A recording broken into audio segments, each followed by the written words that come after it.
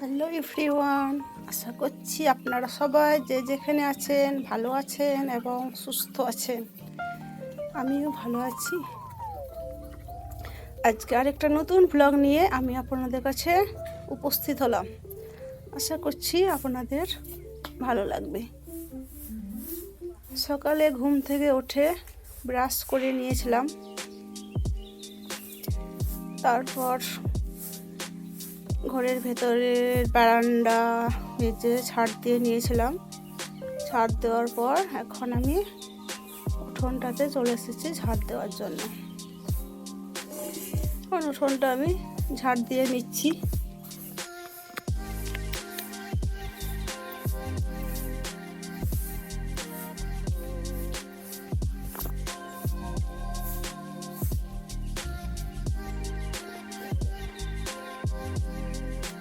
উঠোনটা আমি এখন ঝাড় দিয়ে নিচ্ছি। আর সামনে দেখো ছাগলটা বাঁধা আছে, তো ছাগলটা বাড়িতে ঢোকার জন্য আমি কপারটাকে ঠেলা দিচ্ছিল, সেই জন্য কপারটাকে আমি শিকড় লাগিয়ে দিয়েছিলাম।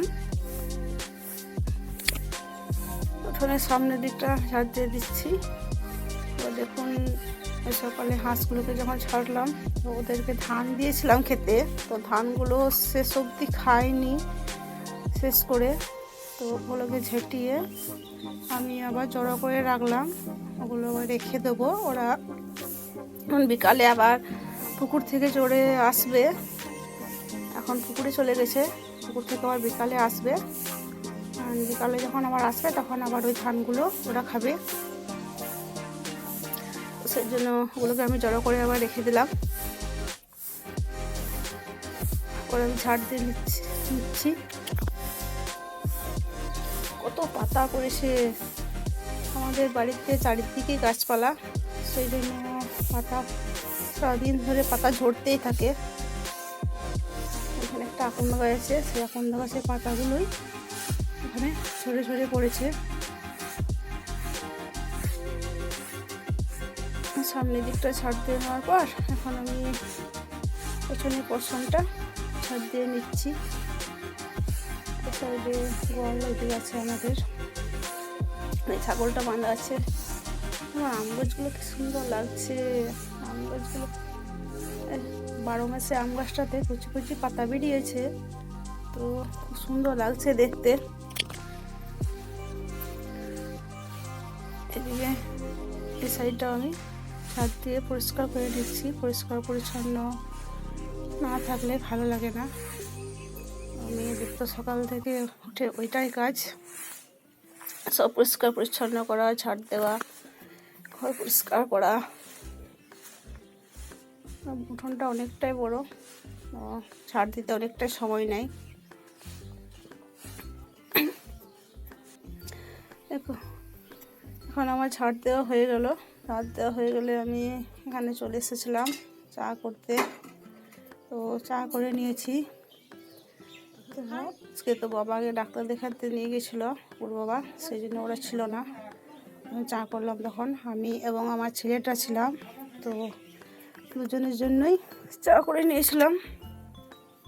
এখন আমি চা বিস্কুট খেয়ে নিচ্ছি। তো তার আগে দেখুন, সকালে আমার ডাক্তার দেখিয়েছিলাম, তো একটা গ্যাসের ওষুধ দিয়েছিল, তো সেই গ্যাসের ওষুধটা আমি সকালে আগে খেয়ে নিলাম, তারপর আমি চাটা খেয়ে নিলাম। চা খাওয়ার পর এদিকে তুলসী মন্দিরে একটা প্রদীপ দেওয়া হয় এবং ঘরের মেঝের মধ্যে একটা প্রদীপ দেওয়া হয়, আর একটা ধূপসি ছিল, তো সেইগুলোকে আমি একটু পরিষ্কার করে নিচ্ছিলাম। বসে বসে ভালোভাবে মেজে পরিষ্কার করে নিচ্ছি। প্রদীপ দুটি এবং একটা ধূপসি আছে,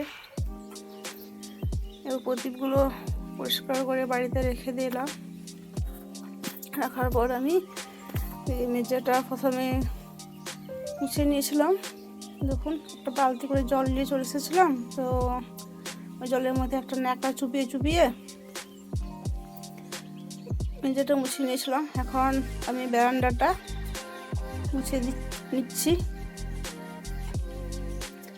ওই যে ন্যাকড়া ছাড়াটা দেখছেন, ওইটা করে আমি প্রতিদিন ছানগুলোকে মুছে নিই। তো এই যে দেখুন আমি এদিকে পরিষ্কার করছি, এই যে ছাগলের বাচ্চাটা এখানে এসে আবার বসে গেছে। যেখানকে যাবেন সঙ্গে সঙ্গে সেখানকেই যাবে, পেছন পেছন, এত প্রিয় ওরা অবুঝ, ওদের হয়তো মারাও যায় না, পড়ে যায়। সরিয়ে নিয়ে আবার সানটা মুছে নেব, তার আগে এই সাইডটা মুছে নিই। দেখুন ন্যাকড়াটা আমি একবার করে বালতি জলের মধ্যে চুপিয়ে নিচ্ছি, চুপিয়ে নিয়ে সানগুলোকে আমি মুছে নিচ্ছি।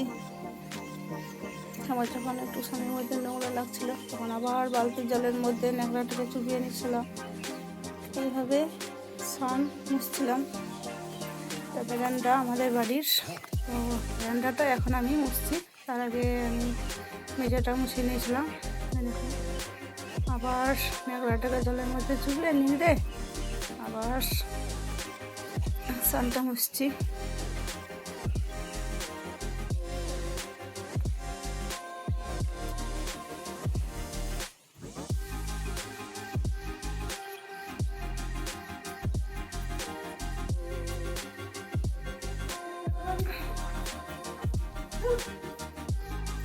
একবার আমি ছাগলের বাচ্চাটা আছে দেখুন, বাচ্চাটাকে সরিয়ে দিলাম, তারপর আমি এই সাইডটা আমি মুছে নিচ্ছি। আর ওই যে লাল মতন বস্তাটা দেখছেন, আলু বস্তাটা, ওটার মধ্যে আলু রাখা আছে, আর নিচে কিছু আলু মেলা আছে, কেননা সব বস্তার মধ্যে রাখলে পচে যেতে পারে।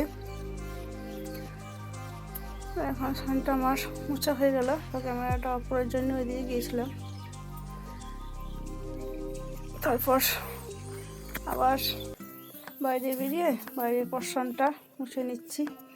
এই যে সিঁড়িগুলো রয়েছে, এই সিঁড়িগুলোকেও আমি এখন ভালোভাবে মুছে নিচ্ছি। এই সিঁড়িগুলোর মধ্যে না প্রচণ্ড পরিমাণে ধুলো বালি জমে থাকে, তো এগুলো খাঁজ খাঁজ আছে, ছানগুলো তো ফাটাফুটি হয়ে গেছে, তো সেগুলোর ভেতরে অনেক ধুলো বালি ঢুকে থাকে, সেজন্য একটু বেশি বেশি করে জল দিয়ে ওদেরকে মুছে নিচ্ছি।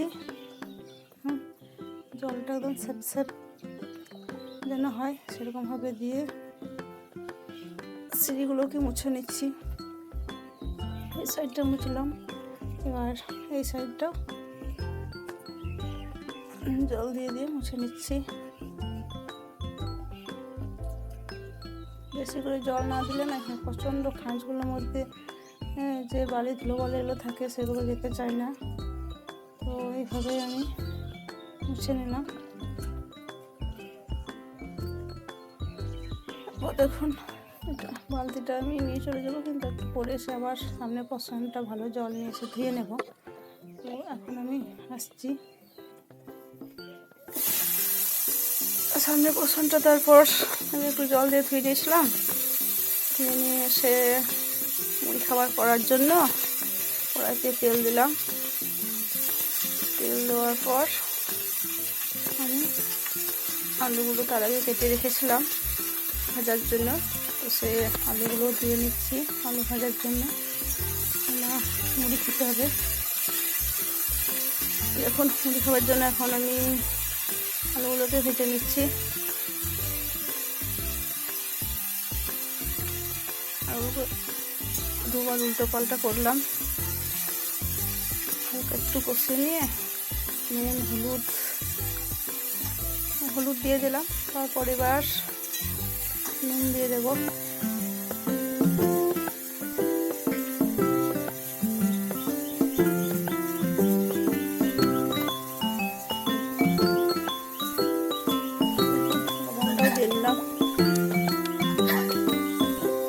হালকা একটু কষিয়ে নেব, তারপর জল ঢেলে দেবো। এদিকে আলুটা সেদ্ধ হতে থাকবে, ততক্ষণে আমি সবজিগুলো কাটতে থাকবো। সবজিগুলো কাটা হয়ে গেলে ওদিকে আলু ভাজাটাও নামিয়ে নেব। সবজি কাটতে কাটতে আলুগুলো সেদ্ধ হয়ে যাবে। দেখুন আমি এখন সবজি কাটতে বসে গেছি।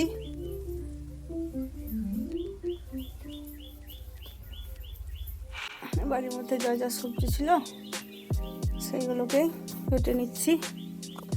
বেগুন ছিল, আমার বাচ্চাটা বেগুন ভাজা খেতে খুব ভালোবাসে, সেই জন্য বেগুনও কেটে নিয়েছিলাম। আরও চিংড়ি ছিল, চিংড়ি কেটে নিয়েছিলাম। তো চলুন আপনাদেরকে দেখাবো কী কী রান্না করব। তো এখন দেখুন, মুড়ি খাওয়ার জন্য আমাদের 4 জনের জন্য মুড়ি সাজিয়ে নিয়েছিলাম। আলু ভাজা, মুড়ি, গুড়।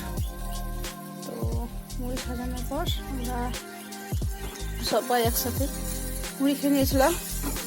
মুড়ি খেয়ে নেওয়ার পর আমি স্নান সেরে রান্নাঘরে চলে এসেছিলাম। রান্নাঘরে গ্যাসের 2টা চুলোর মধ্যে 2 রকম চাপিয়ে দিয়েছিলাম।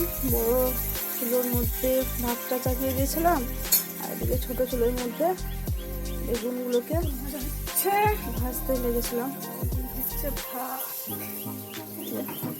এসছে, আর ভাতের মধ্যে ওপরে জামে করে জল দিয়ে দিয়েছিলাম, কেননা ওই জলটা গরম হয়ে গেলে আবার ভাতের মধ্যে জল দরকার হলে ওইখানে দেওয়া যাবে, তাহলে তাড়াতাড়ি রান্না হবে। দেখো বেগুনগুলো ভাজা হয়ে গেছিলো, দিয়ে ভাতটাও আমি নিয়ে নিয়েছিলাম। তারপর কুকারে ডাল সেদ্ধ করে রেখেছিলাম। তো ওই সাইডে আমি ডালটা রসুন একটু থেতো করে নিয়েছিলাম, তাকিয়ে দিয়েছিলাম। ডালটা করে দিয়ে তুলতে রসুন থেতো করে দিয়েছিলাম তেলের মধ্যে, ডালটা ফুটিয়ে দিয়েছি, আমার হলুদ দিয়ে দিয়েছি। আর এদিকে সবজিটা চাকিয়ে নেবো। কড়াইয়ের মধ্যে তেল দিয়ে দিলাম, তারপর 5 ফোড়ন, শুকনো লঙ্কা, তেজপাতা, পেঁয়াজগুলো কাটা ছিল সেই পেঁয়াজগুলোকেও দিয়ে দিলাম। পেঁয়াজগুলোকে দিয়ে হালকা একটু ভাজা ভাজা করে নিলাম। তারপর টমেটো ছিল একটা, টমেটোটাও দিয়ে দিলাম। তারপর আলুগুলো দিয়ে দিলাম। কড়াইতে আলুগুলো দিয়ে দিলাম। আলুগুলো দেওয়া হলে হালকা একটু নাড়াচাড়া করলাম, হালকা যাতে একটু কষানো হয়ে যায়। তো আলুগুলোকে দিয়ে হালকা একটু কষিয়ে নিয়েছিলাম। কষানোর পর কুমড়োগুলোকে দিয়ে দিলাম, কাঁচা কুমড়ো আমাদের বাড়িতে দিয়েছিল, তো সেই কুমড়ো আজকে রান্না করছি। কুমড়োগুলো দিয়ে হালকা একটু কষিয়ে নিয়েছিলাম। তারপর দেখুন নুন দিয়ে দিলাম, পরিমাণ মতো লবণ দিলাম। তারপর দেখুন রান্না করা হয়ে গেছিলো। কী রান্না করেছিলাম, বেগুন ভাজা, কুঁদরি ভাজা, কুমড়োর তরকারি এবং কালো কালারের ডাল আর ভাত রান্না করেছিলাম। তো আজকে ব্লগটা বন্ধুরা এই পর্যন্তই। আশা করছি আপনাদের ভালো লাগবে। ভালো লাগলে লাইক করবেন এবং শেয়ার করবে এবং আমার পাশে থাকবে। আসছি বন্ধুরা।